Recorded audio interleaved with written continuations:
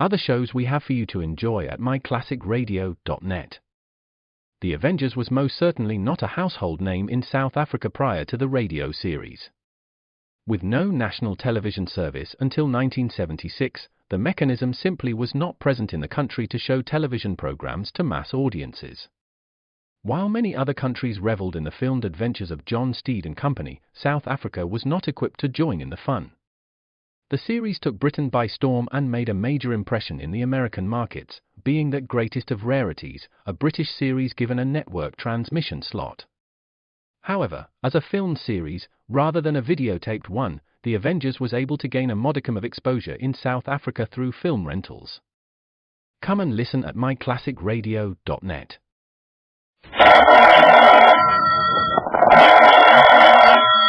Calling all detectives.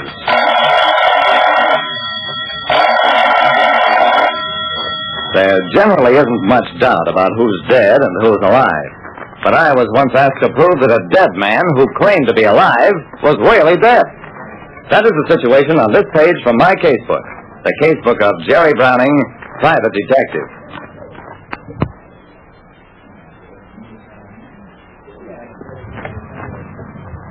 Of all the cases a private detective like me, Jerry Browning, handles, the toughest are the ones where I don't even know what kind of a crime was committed.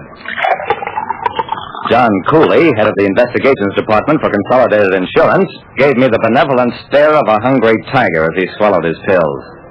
Browning, last week I asked you to locate Mrs. Margaret Walcott, widow of the late Jonathan Walcott. Where is she? I shrugged. I don't know, Mr. Cooley. She left town about 8 months ago, present whereabouts unknown. How badly do you want her? Cooley pulled a file folder to him. Jonathan Walcott, 49, died about a year ago. Cause of death, heart failure. Place of death, Greencrest, North Carolina, a summer resort. Beneficiary, Margaret Walcott, widow, paid $25,000 in 2 policies, both written by us. I nodded. You think there was some funny business about the death, Mr. Cooley? Cooley got up from his chair, walked to the door. Come in, please. A tall, heavily tanned, middle-aged man walked into Cooley's office. Browning, let me introduce to you a gentleman who says he is Jonathan Walcott. The tanned man offered his hand. Yep, been in South America the past year. Come in to pay up my premiums. They tell me I'm dead. But if you're Walcott, then who is buried at Greencrest? Walcott sat down, crossed his legs. Attorney, maybe you should look into that.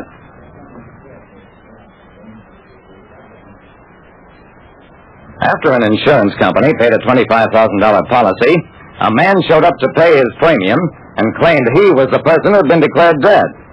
Walcott grinned at us. Since I'm not dead, I guess you folks will just have to reinstate my policy. Cooley opened his mouth, then closed it again. I said, Mr. Walcott, assuming you are Mr. Walcott, you know what this means, I hope.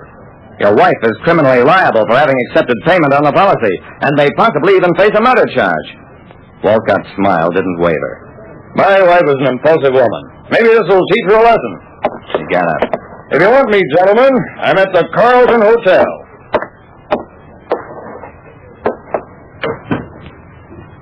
There were 2 ways to attack the case. First, to prove that the man who called himself Walcott was a liar. And second, to assume he was telling the truth, which meant finding the missing widow. In either case, the first thing to do was...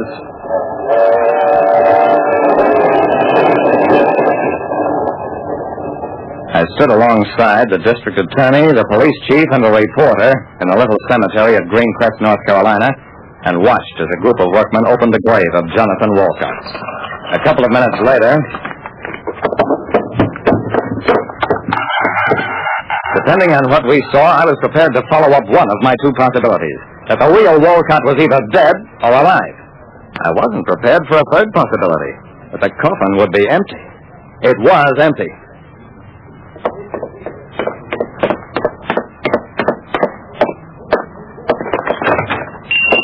The office of Dr. Marbridge was 1 flight above the Greencrest Bank.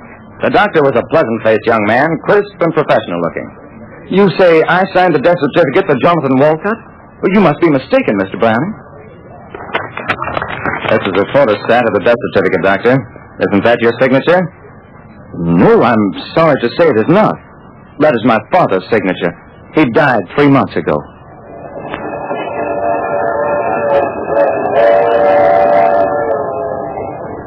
In his hotel suite, the man who called himself Walcott was hugely amused. You went to all the trouble to check on me in South America, didn't you, young feller? I shrugged, smiled. Knew I would. Everything about your story checks. But you still haven't proved that you are the Jonathan Walcott. Who can you get to identify you that's acceptable to us? My wife, if you can find her. Never made any friends, always traveled a lot. Of course, you could compare my signatures. We have compared them. They either match or they're very good forgeries. Walcott stopped smiling. Now listen, Sonny. I'm finished being good-natured. I've got $20,000 equity in my policies. Will your company pay them, or do we go to court? I'll let you know in 24 hours. I had no idea what I could do in the time left. I was simply stalling. The 24 hours passed, and I had nothing new. Not even instructions from Cooley, who refused to see me. When the time limit expired, I went back to Walcott. Mr. Walcott, I've got good news. We found your wife. She's being brought back here, and the identification question will be settled.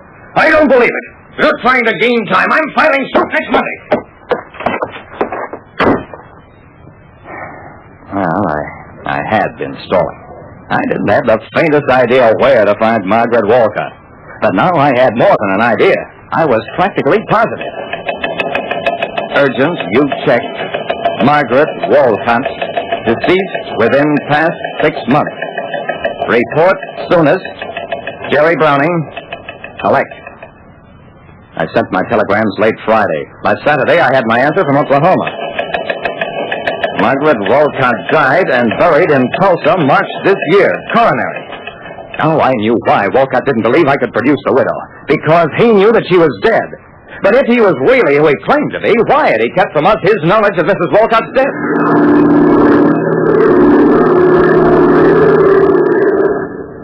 In Tulsa, I learned all there was to be known about Margaret Walcott, including that she'd gone to Tulsa shortly after her husband's death because her sister lived in that city.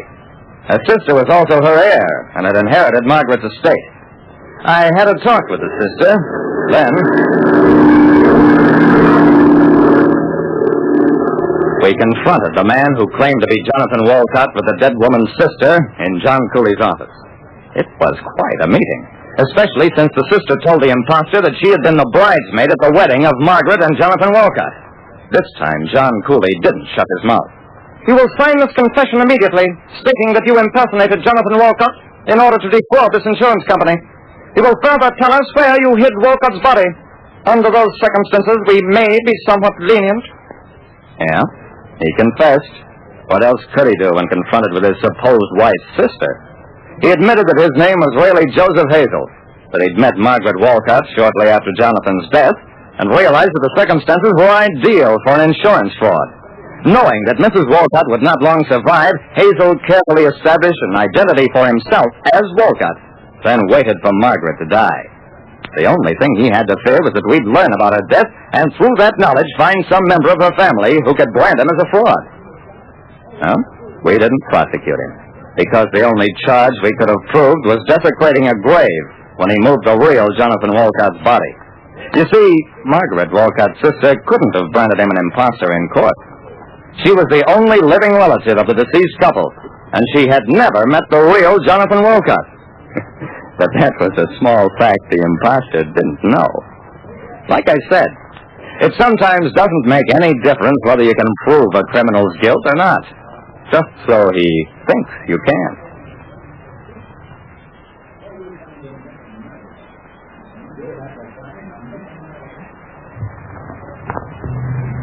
Listen next time to Calling All Detectives, mystery drama, mystery quiz, and a chance for you to match wits with yours truly, Jerry Browning, private detective.